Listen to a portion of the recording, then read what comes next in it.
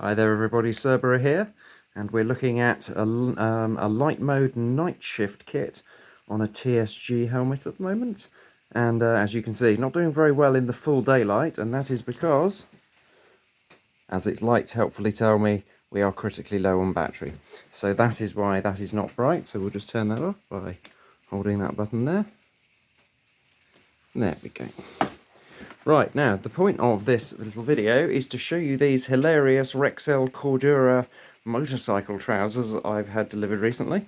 And the easiest way to show you those is to come around here and show you the reflection in the TSG. So here I am, I've managed to tuck them in and make them work. And that didn't seem like it was going to be possible initially because, look at the liners of these things. It's a comedy clown pantaloon stroke salopette kind of things. I can fit 4 of my thighs in those top bits there.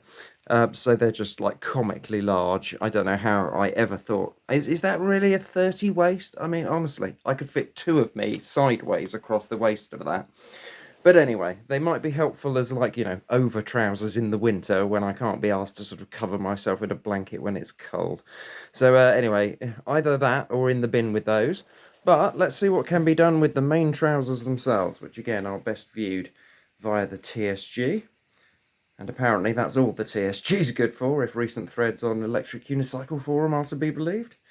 But no, I reckon it's alright for the low-speed, safe little runs into town, just maybe not when you're doing hardcore speed on the Master. There she is over there. That's good. Right, okay, so let's look at these trousers. I've had to do quite a lot to these to make this work.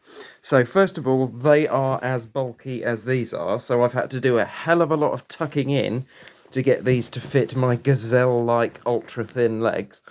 And as you can see, I'm having to use the liats here to basically, you know, crumple them up at the back and then the straps to hold it tight. But under all this other strapping here, which you definitely can't see in a video, these trousers are actually staying on really, really well. But anyway, let's go on to the negative points. So when I first got these, the pads that came with them, the sort of yellow bits of foam, managed to sit here, basically, over the top of my shin. So absolutely useless.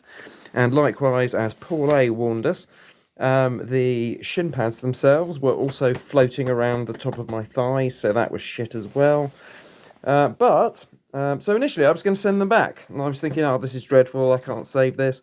But actually I can, because it turns out that if I bunch up the trousers sort of round the back and then hold them in place with the liat straps, not only do I get additional protection here from any dogs that might want to hang off the back of my calves as I'm going along, but the straps there hold it like perfectly in place. So even though it's a really loose and flabby trouser, it is in fact, you know, fitting relatively well to my rather thin legs. And of course, these trousers are designed to go over the top of motorcycle boots, and I didn't want that. I'm not having any of that, so I've had to rather sort of laboriously tuck mine in. I don't know if you can see there. There's quite a lot of excess baggage and quite a lot of excess around the back as well. And likewise, when we get up the thigh, none of that's my thigh. My thigh stops there, so it's all quite paddy and bulky. But that's okay, I can kind of live with that. And if I pull down the liat over the top of that, we can get to what I did with the padding. So obviously I've just offed the knee pads altogether. They were hopeless. The thigh pads I've left where they are, which is kind of on the outside by my thighs now. But I've taken those knee pads. I think Paul A might have suggested this, and if he did, it's a damn brilliant plan. But what I've done is just slide those down over where my actual hips are, and they're hidden under this material here. And they are exactly where I need them, and they're held in place by this kidney belt, which is absolutely excellent. That really couldn't have come together much better if I'd tried. So, let's have a look at the material on these. I don't know if you can see that. It's very, very, actually pretty decent. Look at that. So it's waterproof. I've tested that by dripping bits of water all over it, which do just pull up and slide off. And the stitching looks okay. And look at those reflective bits they've sewn in there. Now, I haven't gone scraping it along any ground yet because I wasn't sure if I was going to send them back or not. But presuming I don't, and I don't think I am going to, I think these are going to be alright in a slide. I think these are actually going to really help and protect my entire bits of exposed legs from contact with the ground, even at, dare I say it, quite high speeds on one of those.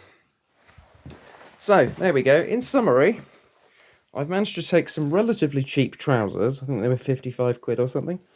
The quality of them, where it counts, is actually alright, which is the abrasion material and the sort of stitching and the way they're put together, which does seem quite solid. All the fastenings are really, really good as well. And they've got Velcro in exactly the right places where you need it. So I'm able to cinch these up around above my hip bones really, really tight, which convinces me that they're not going anywhere in a crash. So there we go, for 50 quid, I'm not disappointed with those. Took a bit of working to get them right and to get them working with my setup, but I think I've done that, and I will let you know how they do in the next crash I have. Cheers guys, bye bye.